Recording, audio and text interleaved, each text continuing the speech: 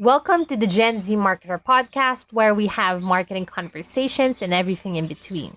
Today's episode is under the MarkeTips series, and let's talk about how I conduct a well researched competitor analysis. So, I will be sharing with you tips and tricks that I have learned for the past few years and how I efficiently do this.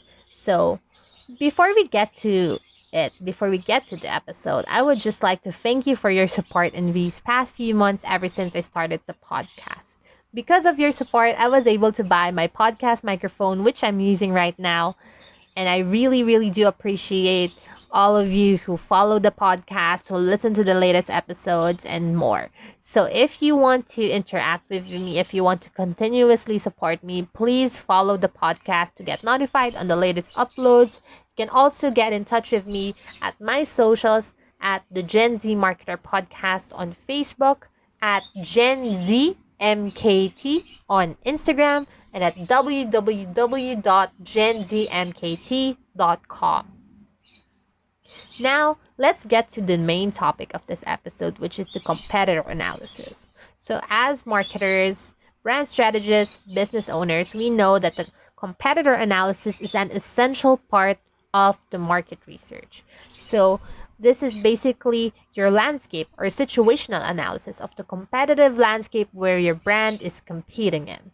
So, the benefits of the competitor analysis is it basically helps you stay up to date on the latest market and consumer trends. You are able to identify or know what your competitors are doing, and you're able to identify their brand positioning and any opportunities and gaps in the market that you can address.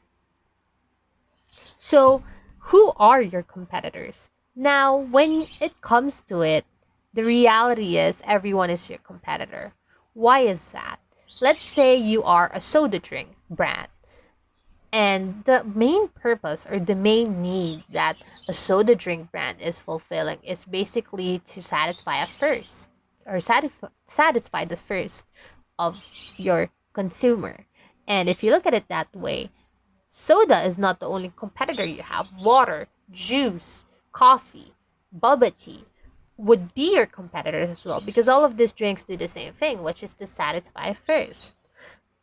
But of course, it's not realistic for any brand or business to compete with everyone, which is why you have to identify your corner of the sky, which is basically where are you competing in the market landscape. So you need to identify your competitors. Of course, you have your broad competitors, which is basically anyone else who is doing or fulfilling the same need or service as you are, and you have your specific competitors. So your specific competitors are selected based on the positioning and branding of these brands. Are they positioned the same as you are? Do they have similar branding as you are? You also need to look at their target audience. Are you targeting the same age group or the same group of consumers? Do you have similar product mix or product quality or product lines? Do you have similar pricing? So if that's the case, then most likely these are your specific competitors. And ultimately, I would recommend for you to always look out or watch out for what your specific competitors are doing. But that doesn't mean you don't look at your broad competitors as well, because you never know when they suddenly, let's say, change gears and rebrand their businesses, and all of a sudden they're your competitors. So overall, when you're doing your competitor analysis or identifying your competitors, you really need to keep your eyes open. So how do you do the research? What exactly do you look for when you're doing a competitor analysis or a competitor research? My answer is that is you have to look at everything. You don't leave any stone unturned. You have to look at everything. You need to use your observational and analytical skills to the extreme. So the first thing I would recommend for you to look at is the 7 P's. As marketers, or for people who studied marketing, you're aware that the 7 P's of marketing are product, price, place, promotion, people, physical evidence, and processes. So I suggest you look at these angles. This is kind of like a baseline of what you can look at. So as mentioned, first is product. Basically, what products your competitors have? What is the product quality? What is the product design? Are they similar to yours? Are they a little bit different from yours? So those are the things that you look at when it comes to product. Next is price. Ideally, you compare with a competitor or brands that are in the similar price range as you are. So, are you a mass brand or mass pricing? Do you have premium pricing? Are you in between? Do you have a masstige brand? So, that's one thing that you need to also look at. For place, where are your competitors selling? Are they available offline through brick and mortar stores or through the groceries or department stores? Or are they available online in their own websites or in marketplaces?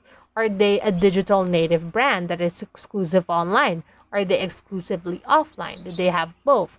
You need to look at these things because usually your competitor would be the ones who are also competing or selling in the same landscape or in the same place, be it online or offline.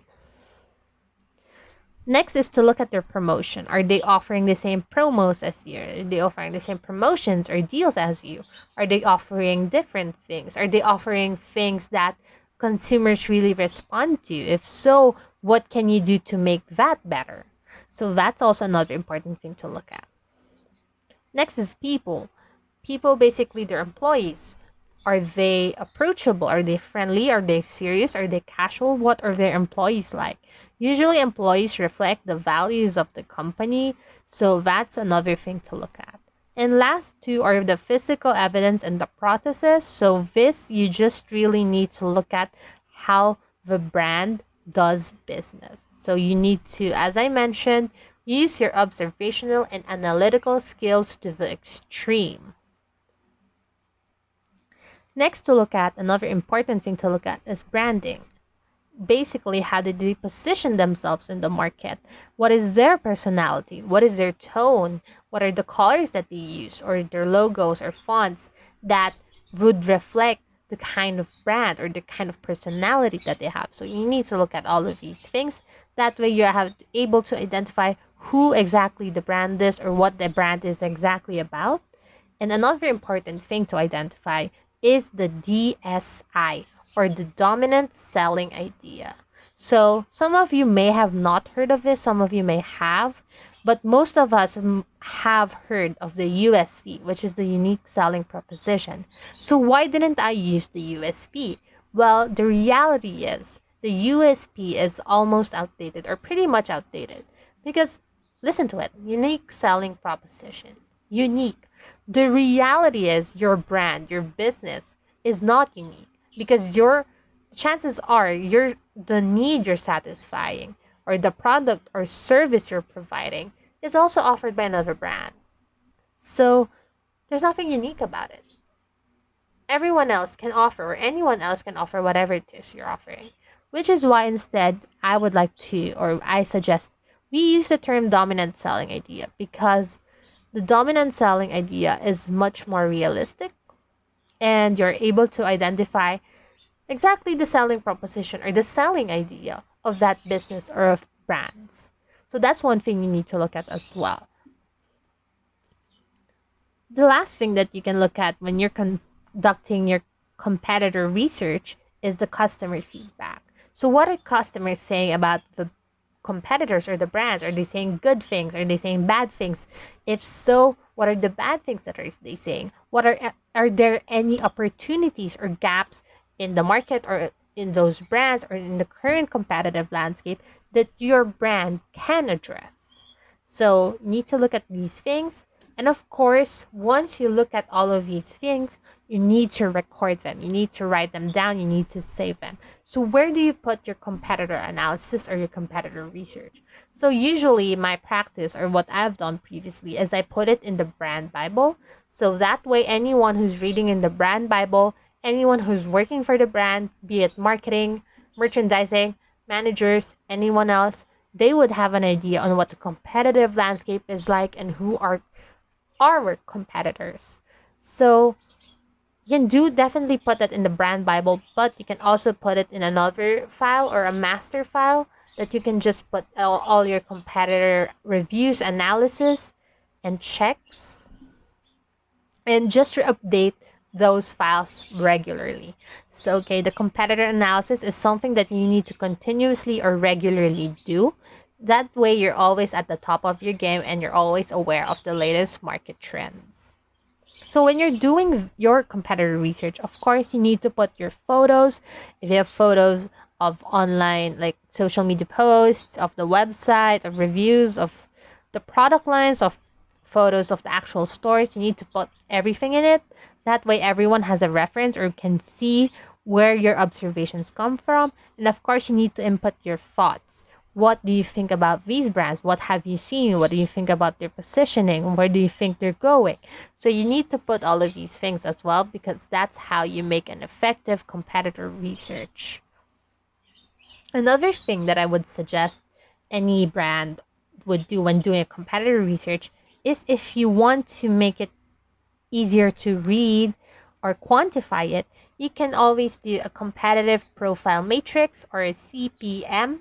So I suggest you look it up online on how you do that, but it's basically you are comparing your brand and your competitors based on certain qualities that are quantified. So you're scoring where you are and where your competitors are based on certain qualities that are important to your industry. So the higher total score the brand is, the better it is in the current competitive landscape. So that's one thing you can do. Another thing is the brand positioning map. So it's an X and Y axis type of map, wherein you identify certain traits for the X axis and the Y axis, and you position the different brands based on where you think they are in the current competitive landscape. I suggest, if you're not familiar with these tools, that you look them up online. That's the competitive profile matrix and the brand positioning map. So I hope that after you listen to this episode or what I've shared, I hope you have an idea on how to do a well-researched competitor analysis. And I really do suggest you do this regularly, because not only do you get to train yourself to develop these skills, this research or these data will actually also help your business a lot in the long run. So what do you think of this episode? Let me know at our socials at the Gen Z Marketer on Facebook, at Gen Z MKT on Instagram, and at www.genzmkt.com. Please leave me a message if you want to share your thoughts, if you want to collaborate or guest in the podcast, and if you have other topic suggestions as well. Don't forget to follow the podcast to get notified on the latest uploads.